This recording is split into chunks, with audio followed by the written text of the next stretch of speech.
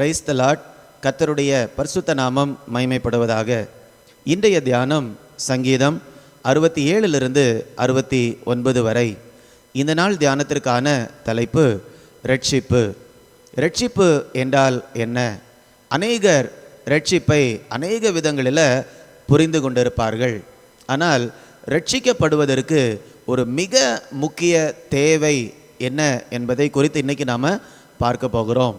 ரட்சிக்கப்படுவதற்கு முக்கியமான ஒரு தேவை என்னவென்றால், ரட்சிப்பு இல்லாமல் நான் எவ்வளவு ஒரு ஆபத்தான இடத்துல இருக்கிறேன் என்பதை உணர்ந்து கொள்வது. இந்த பூமியில் பிறந்த ஒவ்வொருவருக்கும் ரட்சிப்பு வேண்டும். கடந்த நாட்களில் நாம் தியானித்தோம். தாவீது சொல்லுகிறார், என் தாய் என்னை பாவத்தில் கற்பம் தரித்தாள். அப்படி என்றால் இந்த பூமியில் நாம் பிறக்கும் போதே ஒரு பாவியாக நாம் பிறந்து கொண்டிருக்கிறோம்.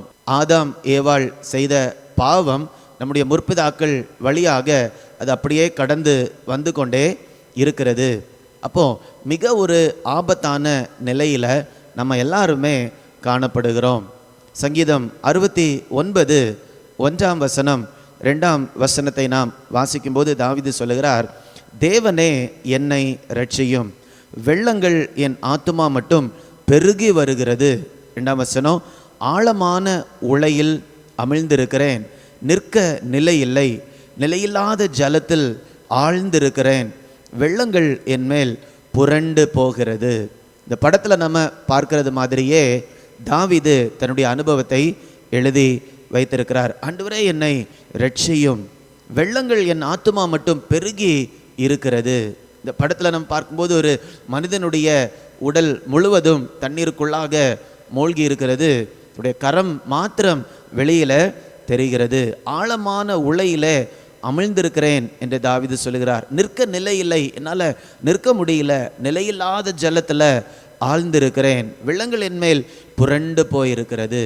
நம்முடைய வாழ்க்கையிலும் கூட நாம் ரட்சிக்கப்படவில்லை என்றால் இப்படிப்பட்ட ஒரு ஆபத்தான நிலையில தான் இருக்கிறோம்.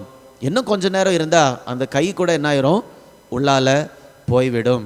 ஆனால் அதற்குள்ளாக இயேசுவே இந்த பூமியில் நமக்கு எவ்வளவு நாட்கள் நேரம் ஆண்டவர் கொடுக்கிறார் என்பது யாருக்குமே தெரியாது.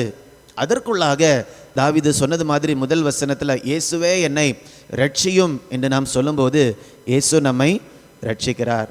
அப்போ நாம் ரட்சிக்கப்படுவதற்கு அடிப்படை தேவை என்னவென்றால், நான் ஒரு ஆபத்தான சூழ்நிலையில் இருக்கிறேன் என்று சொல்லக்கூடிய ஒரு அறிவு. இன்றைக்கும் கூட எத்தனை பேர் அப்படிப்பட்ட ஒரு அறிவில் இருக்கிறாங்களோ அவர்கள் மாத்திரம்தான் இயேசுவே என்னை ரட்சியும் என்று இருதயத்திலிருந்து அவர்கள் உண்மையாக என்ன பண்ண முடியும், கூப்பிட முடியும். அப்படி இல்லை என்றால் எல்லாரும் சொல்லுவாங்க, நான் ஏன் அப்படி கூப்பிட வேண்டும், நான் நல்லா தானே இருக்கிறேன், நான் நல்ல காரியத்தை தானே செய்து கொண்டு இருக்கிறேன், எனக்கு ஏன் ஆண்டவர் வேண்டும், நான் ஏன் அப்படி இருதயத்திலிருந்து கூப்பிட வேண்டும், அப்படி என்ன பண்ணுவாங்க, நினைப்பார்கள். 14ஆம் வசனத்தில் கூட தாவீது இந்த காரியத்தை திரும்பவுமாக சொல்லியிருக்கிறார், நான் அமிழ்ந்து போகாதபடிக்கு சேற்று நின்று என்னை தூக்கிவிடும். ஆண்டவரே, நான் ஒரு சேற்றுக்குள்ளால் இருக்கிறேன், என்னால் என்னை விடுவித்து கொள்ள முடியவில்லை, நீங்கள் வந்து என்ன பண்ணுங்க, என்னை விடுவீங்க என்று தன்னுடைய ஆபத்தை உணர்ந்தவராக அவர் ஆண்டவரிடத்தில் ஜெபிக்கிறார். 15ஆம் வசனத்தில் கூட ஆழம் என்னை விழுங்காமலும், இன்னும் கொஞ்ச நேரத்தில் இங்கே நின்னேன்னா ஆழம் என்னை விழுங்கிவிடும், ஆண்டவரே என்னை காப்பாற்றுங்க என்று அவர் சொல்லுகிறார். இயேசு நம்மை பாவத்திலிருந்து விடுதலை செய்வதற்காக அவர் சிலுவையில் நம்முடைய பாவங்களை அவர் சுமந்து தீர்த்தார். 3ஆம் நாளில் அவர் உயிரோடு எழுந்தார். உயிரோடு எழுந்த இயேசு இன்னைக்கு என்ன செய்கிறார் தெரியுமா? நம்முடைய சூழ்நிலைகளுக்குள்ளால வந்து, நம்முடைய படுகுழிக்குள்ளாக வந்து, அல்லது எந்த பாவத்தினால விடுதலை பெற முடியாமல் நம்ம மூழ்கி சிக்கி தவித்து கொண்டிருக்கிறோமோ அந்த இடங்களுக்கு வந்து நம்மை விடுவித்து பாதுகாப்பான இடத்திற்கு கொண்டு போவதற்கு அவர் இன்றைக்கும் அவர் விருப்பமுள்ளவராக இருக்கிறார். யோவான் 8ஆம் அதிகாரம் 34 36ஆம் வசனங்களை நாம் படிக்கும்போது, பாவம் செய்கிறவன் பாவத்திற்கு அடிமையாக இருக்கிறான், குமாரன் விடுதலை ஆக்கினால் மெய்யாகவே விடுதலை ஆவீர்கள். இப்போ நம்ம பாவம் செய்து கொண்டிருப்போம் என்றால் இயேசு சொல்லுகிறார், பாவத்திற்கு அடிமையாக இருப்போமாம். ஆனால் குமாரனாகிய இயேசு நம்மை நாம் இருக்கிற இடத்துல இறங்கி வந்து நம்மை ரட்சித்தா மட்டும்தான், தூக்கி எடுத்தால் மட்டும்தான் நம்ம ரட்சிக்கப்படுவோம். நம்மால் நம்ம என்ன பண்ணிக்க முடியாது, விடுவித்து கொள்ள முடியாது. அதனால தான் சங்கீதக்காரன் முதல் வசனத்தில் அவர் அழகாக சொல்லுகிறார், தேவனே என்னை ரட்சியும், தேவனே என்னை ரட்சியும். 68ஆம் சங்கீதம் 19ஆம் வசனம் 20ஆம் வசனத்தை கூட நான் படிக்கிறேன். என்னாலும் ஆண்டவருக்கு ஸ்தோத்திரம் உண்டாவதாக, நம்மேல் பாரம் சுமத்தினாலும் நம்மை ரட்சிக்கிற தேவன் அவரே. நம்முடைய தேவன் ரட்சிப்பை அருளும் தேவனாய் இருக்கிறார்.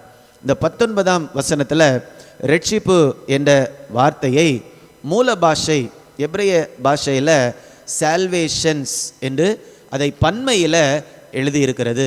பன்மை என்றால் என்ன? தேவன் நம்மை ரட்சித்து கொண்டே இருக்கிறார். அநேக சூழல்களிலிருந்து நம்மை எந்தெந்த இடத்துலெல்லாம் நம்மை விடுவிக்க முடியாதபடிக்கு நாம் காணப்படுகிறோமோ அந்த எல்லா இடங்களிலிருந்தும் தேவன் நம்மை ரட்சித்து கொண்டே இருக்கிறார். நாம் செய்ய வேண்டிய காரியம் என்னவென்றால், நான் ஒரு ஆபத்தான சூழ்நிலையில் இருக்கிறேன் என்ற உணர்வு நமக்கு கண்டிப்பாக தேவை. புதிய ஏற்பாட்டில் நம்ம பார்க்கும்போது அந்த இளைய குமாரனுக்கு அந்த ஒரு உணர்வு இருந்தது. ஐயோ, நான் இப்படி ஒரு ஆபத்தான சூழ்நிலையில் இருக்கிறேனே, அப்பா வீட்டுக்கு திரும்பி போயிட்டா எவ்வளவு நல்லா இருக்கும். அந்த உணர்வு அவருக்கு வந்ததுனால தான் அவர் என்ன பண்ணார், அவர் ரட்சிப்பை தேடிக்கொண்டார். அப்போ நான் ஒரு ஆபத்தான சூழ்நிலையில் இருக்கிறேன் என்ற உணர்வு நமக்கு முதலாவதாக வேண்டும். இரண்டாவதாக நம்ம என்ன பண்ண வேண்டும் என்றால், சங்கீதம் 69:1 தாவீது சொன்னது போல, தேவனே என்னை ரட்சியும் என்று நாம் கூப்பிட வேண்டும். கூப்பிடும்போது எப்படி நம்ம கூப்பிடணும்னா, ஒரு எதிர்பார்ப்போடு, நான் ஒரு ஆபத்தான நிலையில் இருக்கிறேன், இந்த பாவத்திலிருந்து என்னால் என்ன விடுவித்து கொள்ள முடியவில்லை, இந்த பாவம் என்னுடைய ஆத்துமாவை அழித்து கொண்டிருக்கிறது, இயேசுவே என்னை ரட்சியும் என்று நான் விசுவாசத்தோடு கூப்பிடும்போது, இயேசு நான் இருக்கிற இடத்துல வந்து என்னை தூக்கி எடுத்து அவர் பாதுகாப்பான இடத்திற்கு கொண்டு போவார், அல்லது இந்த பாவத்திலிருந்து எனக்கு விடுதலை தருவார் என்ற ஆழமான ஒரு விசுவாசத்தோடு இயேசுவே என்னை ரட்சியும் என்று ஒரு வார்த்தை நம்ம சொன்னால் கூட, விசுவாசத்தோடு ஒரு ஏக்கத்தோடு என்னை விடுதலையாக்கி விடும் ஆண்டவரே என்ற ஒரு உணர்வோடு நம்ம சொல்லும்போது, அந்த ஒரு 2 வார்த்தையை நம்ம சொன்னாலே போதும், இயேசுவே என்னை ரட்சியும் என்ற வார்த்தையை நம்ம சொன்னாலே போதும், அவர் நம்ம இருக்கிற இடத்துல வந்து நம்மை ரட்சித்து ஒரு பாதுகாப்பான இடத்திற்கு கொண்டு வந்து விடுவார். இன்றைக்கும் கூட பாவத்தில் அடிமையாக இருக்கிறீங்களா? இந்த படத்தில் நம்ம பார்த்தது மாதிரி சரீரம் முழுவதும் உள்ளே போயாச்சு, என்னால் என்னை விடுவித்து கொள்ள முடியவில்லை, இந்த பாவத்திலிருந்து என்னால் என்ன விடுவித்து கொள்ள முடியவில்லை, என்னென்ன காரியங்களாமோ நான் செய்து பார்க்கிறேன், ஆனால் இந்த பாவம் என்னை மேற்கொண்டு விடுகிறது, மிகவும் ஆபத்தான நிலையில் இருக்கிறேன். அப்படிப்பட்ட ஒரு உணர்வு உங்களுக்கு இந்த வேளையில் இருந்துச்சுன்னா, இயேசுவை பார்த்து விசுவாசத்தோடு கேட்பீங்களா, இயேசுவே என்னை ரட்சியும். அதை மட்டும் விசுவாசத்தோடு நீங்கள் செஞ்சால் போதும். அவர் ரட்சிப்பதில் மிகவும் வல்லமையான தேவன். அவருடைய ரட்சிக்கக்கூடிய கரம் மிகுந்த பலம் வாய்ந்ததாக இருக்கிறது. நீங்கள் உண்மையான விசுவாசத்தோடு கூப்பிடும்போது, இந்த நேரத்திலேயே நம்ம இந்த ஒரு நிமிஷம் நம்ம ஜெபிக்கிறோம்ல, அந்த நேரத்தில் விசுவாசத்தோடு உங்களுடைய ஆபத்தான நிலையை உணர்ந்து, இயேசுவே என்னை இந்த இடத்துலேருந்து ரட்சிங்க, இந்த பாவத்திலிருந்து என்னை விடுவீங்க அப்படி நீங்கள் கேட்டிங்கன்னா, நீங்கள் இருக்கக்கூடிய அந்த இடத்துலேருந்து உங்களை இந்த நேரத்திலேயே அவர் விடுதலையாக்கி பாதுகாப்பான ஒரு இடத்திற்கு அவர் கொண்டு போவார். நம்ம ஜெபிக்கலாமா? அன்பின் ஆண்டவரே, உமக்கு நாங்கள் நன்றி செலுத்துகிறோம். இயேசு எங்களுடைய இரட்சகராக இருக்கிறார். உமக்கு நன்றி அப்பா. இந்த நேரத்தில் கூட இதை பார்த்து கொண்டிருக்கக்கூடிய ஒவ்வொருவருக்காக ஜெபிக்கிறேன் தகப்பனே. யார் யாரெல்லாம் இயேசுவே இந்த பாவத்திலிருந்து என்னை ரட்சியுங்க, இந்த இடத்துலேருந்து என்னை விடுதலையாக்குங்க, பாவத்திலிருந்து எனக்கு விடுதலையை தாருங்க, ரட்சிங்க இயேசுவே என்று உண்மையான இருதயத்தோடு தங்களுடைய ஆபத்தான நிலையை உணர்ந்து இந்த நேரத்தில் ஜெபிக்கிறார்களோ, அவர்களை இயேசுவே இந்த நேரத்தில் நீங்கள் விடுவிக்கும்படியாய் ஜெபிக்கிறேனப்பா. அவங்க இருக்கிற இடத்துலேருந்து அவங்கள நீங்கள் தூக்கி கொண்டு போய் ஒரு பாதுகாப்பான இடத்துல வைக்கும்படியாய் ஜெபிக்கிறேன். தேவனோடு ஒரு உறவுக்குள்ளாக நீங்கள் கொண்டு போகும்படியாய் ஜெபிக்கிறேனப்பா. சுவாசத்தோடு ஜெபிக்கக்கூடிய ஒவ்வொருவரும் இந்த நேரத்தில் இயேசுவின் வல்லமையினால் ரட்சிக்கப்படுவார்களாக, பாவத்திலிருந்து விடுதலையாக்கப்படுவார்களாக. இயேசு அப்படி அநேகரை இந்த நேரத்தில் விடுதலையாக்கினபடியால் உமக்கு நன்றி, நன்றி. இயேசுவின் மூலம் கேட்கிறேன் நல்ல பிதாவே. ஆமேன், ஆமேன். God bless you. God bless you.